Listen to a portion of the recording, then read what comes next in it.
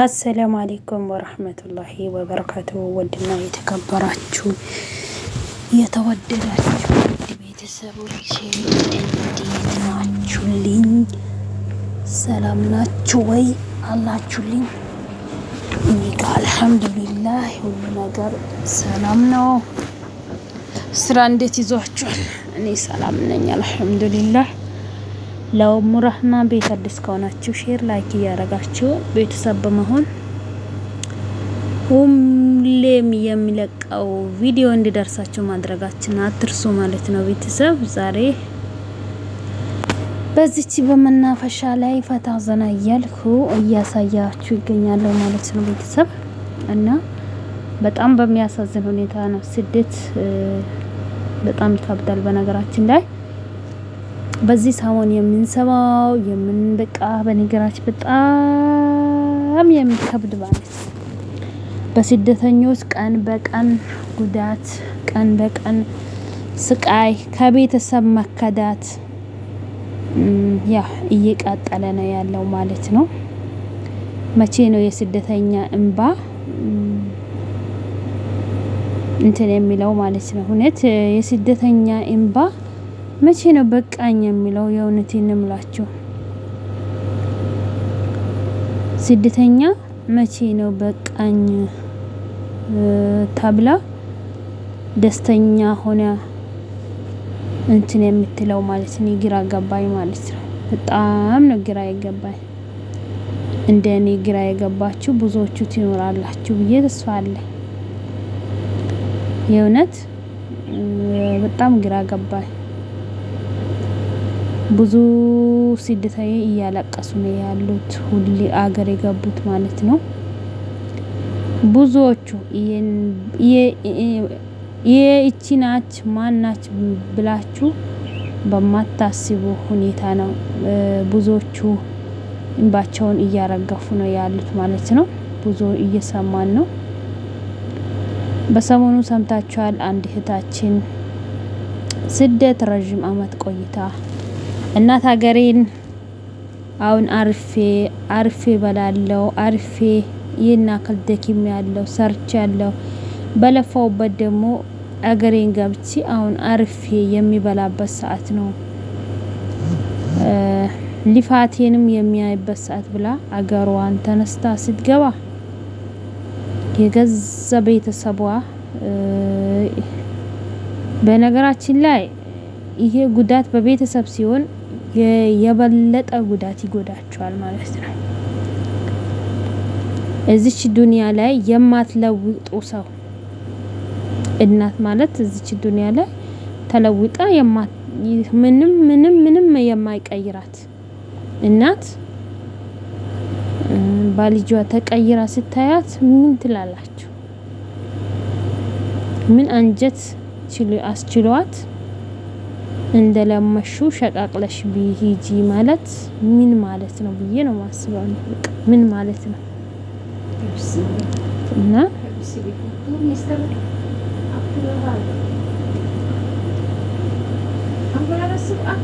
በጣም ነው የሚያሳዝነው ማለት ነው ቤተሰብ። በጣም ያማል፣ እውነት በጣም ያማል ማለት ነው። እንደኔ ሁላችሁም እንደማያማችሁ አውቃለሁ።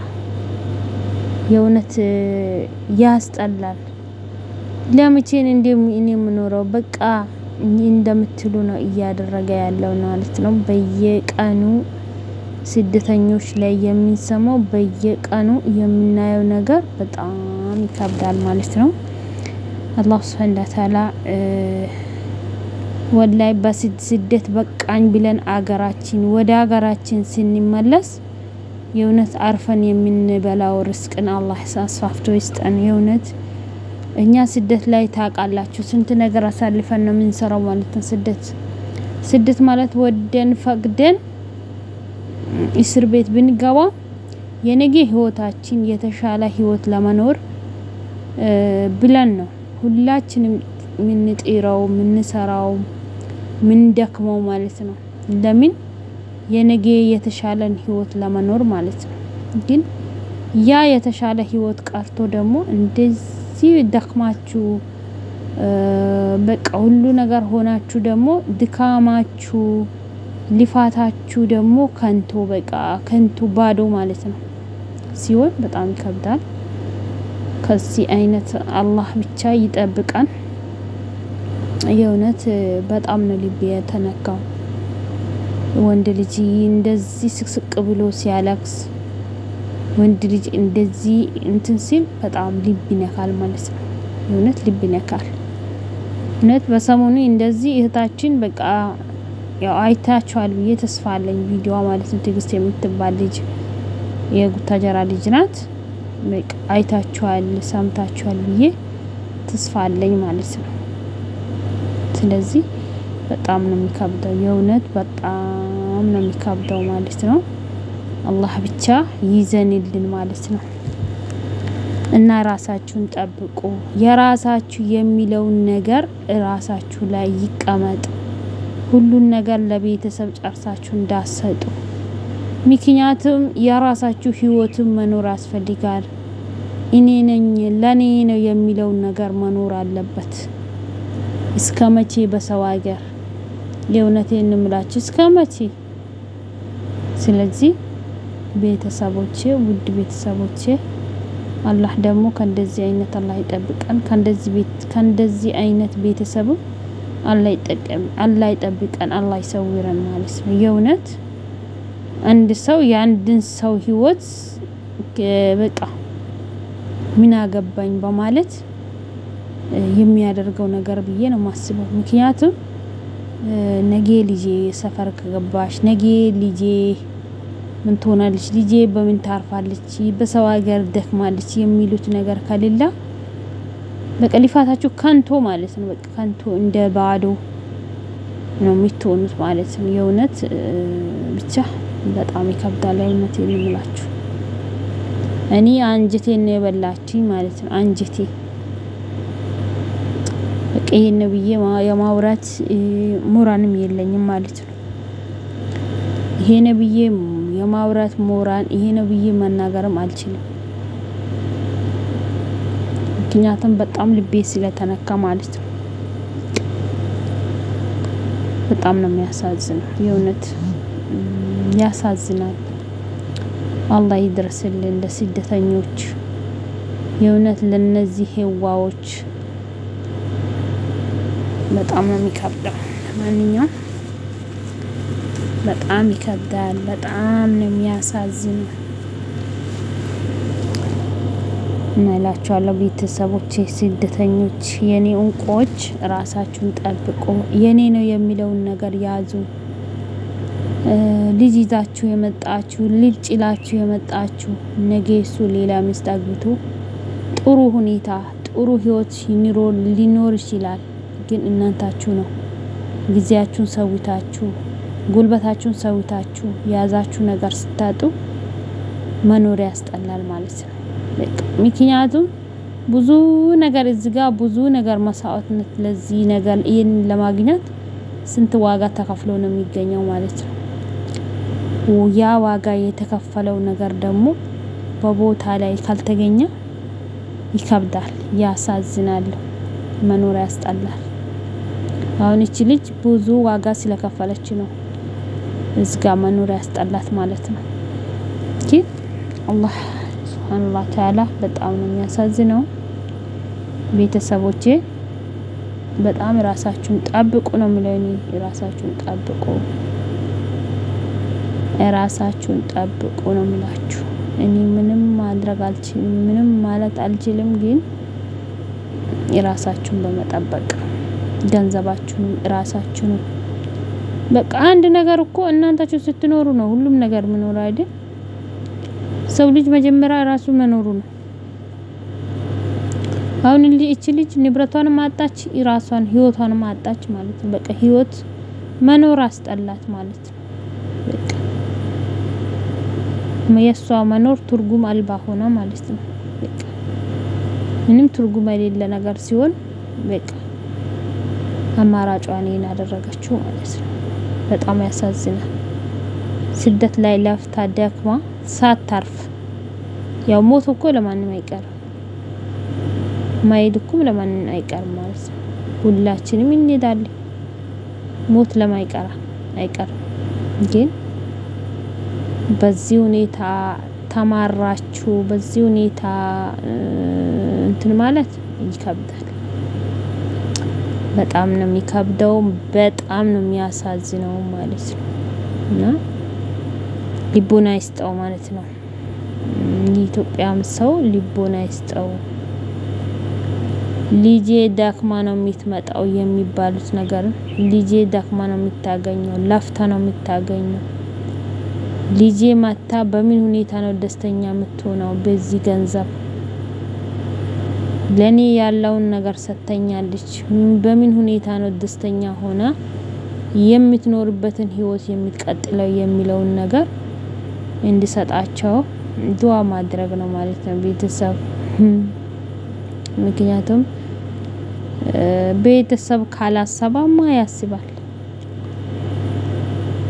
እና እላችኋለሁ። በጣም ያሳዝናል። በዚህ ሰሞን የምንሰማው ነገር በጣም እጅግ አርጌ ነው እኔን ልቤን የነካኝ ማለት ነው። በተለይ ወንድማችን እያለቀሰ በማየቴ በጣም ነው እየተንፈሰፈስኩት ማለት ነው። በጣም ነቅ ምክንያቱም ሁሉም ነገር አለልህ እየተባለ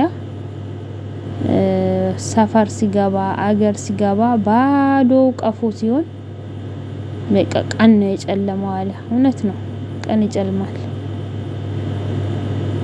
እና እላችኋለሁ በጣም ነው የሚያሳዝነው በዚህ ሰሞን የሚናየው ነገር ሁሉ። ለማንኛውም ለቤተሰብም ልቦና ይስጠው። ልጄ ነገ ማታ ምን ትሆናለች? ምን ህይወት ነው የሚገጥማት? እንዴት ነው የምትኖረው? እንዴት መኖር አለባት የሚለውን ነገር የሚያስቡትን አግል ይስጣቸው ማለት ጭንቅላት እና እላችኋለሁ ቤተሰብ በጣም ነው ማዘንኩት። በጣም አዘንኩት ማለት ነው። በጣም ከልቤ ነው ያዘንኩት ማለት ነው። ምክንያቱም ልብ ይነካል እላችኋለሁ። ውድ ቤተሰቦቼ የምወዳችሁ የማከብራችሁ ላይክ እና ሼር እያረጋችሁ ሁሌም ቤተሰብ በመሆናችሁን እንዳትረሱ። ቤተሰብ ሁኑ። ወዳችኋለሁ። ሁሌም ቤተሰብ ሁኑ እላችኋለሁ የኔ ውዶች። በጣም ነው የሚነካው። ስደት ሆናችሁ ቤተሰብን እናትን የመሰለውን ነገር ሲትረዱ ኖራችሁ ባልን የመሰለ ወንድምን የመሰለ ሁሉም ሲትረዱን የነበራችሁ አገር ሲገቡ ደግሞ ከንቶ ለእናንታችሁ ከንቶ ሲሆን ስንት ነገር ነው እዚህ ጋር መስዋዕትን የተከፈለው ማለት ነው። ህይወት መስዋዕትን የተከፈለ ነገር ነው። በጣም ይከብዳል። በጣም እየተደጋጋሚ እየሰማን ያለነው ተደጋጋሚ በቃ ከበደኝ የእውነት። እኔ እንጃ ምን ሚለው ነገር ነው የጠፋብኝ ማለት ነው። ሚለው ነገር የጠፋብኝ በጣም ያሳዝናል። ልቦና ይነካል ማለት ነው ቤተሰብ። አሁን እሷ መታ ሳታርፍ ምን ሳትል ጭንቅላቷ ተነካ። እዛ ወስደው ገዳም ነው ምንድነው ጠበል ነው ተባለ፣ ተጣለች 1 አመት ሙሉ። ከዛ ትንሽ ሲቻላት ያው አይሻላትም፣ ሲጀመር ስታስታውሳ አይሻላትም ማለት ነው። ልፋት ድካም። በተለይ ብዙ ልጆች ከ10 አመታት በላይ የሰሩ ልጆች አሉ። 15 አመት 13 14 አመት እንደዚህ አንድ ቀን እረፍትን ሳያገኙ አገርን ሳይገቡ ለፍተው ደንክመው ንብረታቸው ደግሞ እንደዚህ ከንቱ ሲሆን በጣም ያሳዝናል። በጣም በቃ ጎዳና ተዳዳሪ ሲሆኑ በጣም ያሳዝናል። ስንትና ስንት ነገር አለ ብላችሁ አስባችሁ አልማችሁ አገራችሁን ሲትገቡ ያገራችሁ ነገር ደግሞ እንደዚህ ከንቱ ሆኖ ሲጠብቃችሁ በጣም ይከብዳል ማለት ነው። ለማንኛውም አላህ ይድረስላቸው። በጣም ያሳዝናል። ልብ ላለው ሰው ልብ ይነካል ማለት ነው። ልብ ላላይ ሰው ላለ ሰው ልብ ይነካል ማለት ነው። ቤተሰብ ለዚህ ቤት አዲስ ከሆናችሁ ሼር እና ላይክ እንዳይረሳ፣ አበረታቱን። በጣም በጣም እጅግ አድርጌ ነው የምወዳችሁ ማከብራችሁ። ሰላማችሁን ደግሞ ያብዛልን። እናት ሀገራችንን ኢትዮጵያ ሰላሟን፣ ፍቅሯን፣ አንድነቷን ያብዛልኝ እያልኩ እኔም በዚህ ቋጫለሁ። እናንታችሁ ሼር ላይክ እያረጋችሁ ሁሌም ቤተሰቡን እንደተለመደ ሰላማችሁን ያብዛልን። እናት ኢትዮጵያን ማለት ነው። እናት ሀገራችንን ኢትዮጵያን የፍቅሯን፣ አንድነቷን፣ ጊዜዋን ቅርብ ያድርግልን እላለሁ። ቤተሰቦቼ ሰላማችሁ ይብዛ። ወሰላሙ አለይኩም ወራህመቱላሂ ወበረካቱ።